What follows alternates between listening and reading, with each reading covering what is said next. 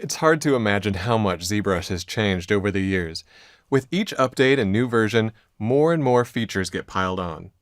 This is great for experienced users because they can keep adding more and more ways of working to their repertoire.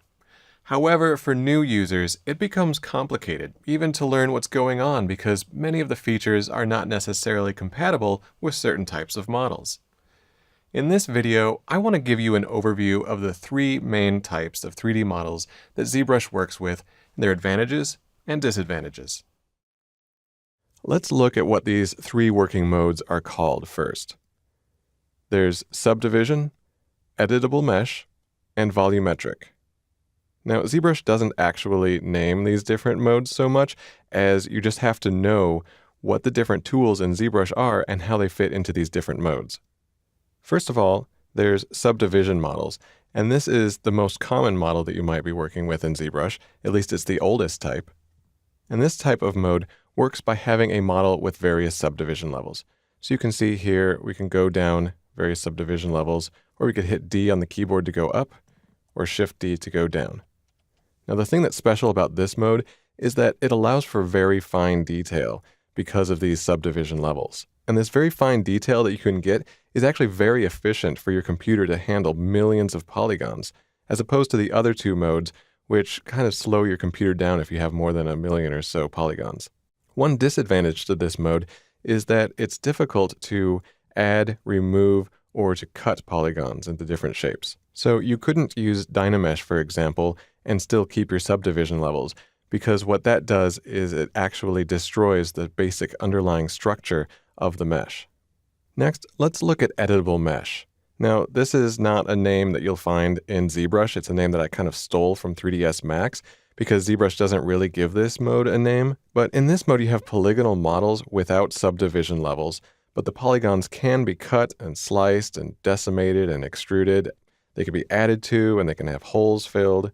So for example, if we go into our mesh and we delete all the higher subdivision levels, now we could do things like use the trim brushes. So I'm hitting B and T on the keyboard. And let's just go and get trim rect. And this is telling us that we use this with the Control and Shift keys.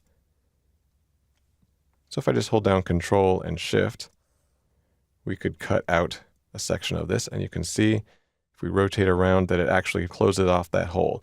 Now, if we did this with a model with subdivision levels, we would lose our subdivision levels because ZBrush just doesn't know what to do with a model when you cut off polygons like this and still keep the subdivision levels.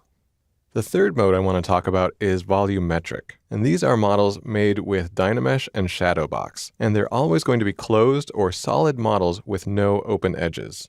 So let me show you what happens with that. I'm going to hit B, S, and go back to the select rectangle mode with my Control and Shift keys. And I'm just going to rotate around a little bit here and just get a selection of just the front half of the bowl. And now let's delete everything that's hidden. Go to Modify Topology, Del Hidden. And now if I go to Dynamesh and turn on Dynamesh, what you'll see happens is it closes off any holes.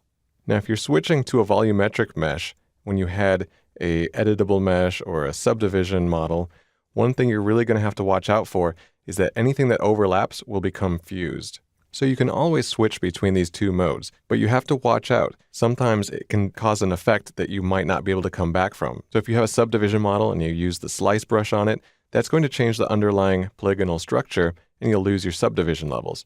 Or if you have an editable mesh and you want to Dynamesh it, overlapping surfaces are going to get fused and you might not be able to get that overlap back. So you just have to practice and get a sense of which functions in ZBrush will work with which types of modeling modes you want to be in. And you can switch back and forth. Just be aware that you might have to give up something to switch from one mode to another.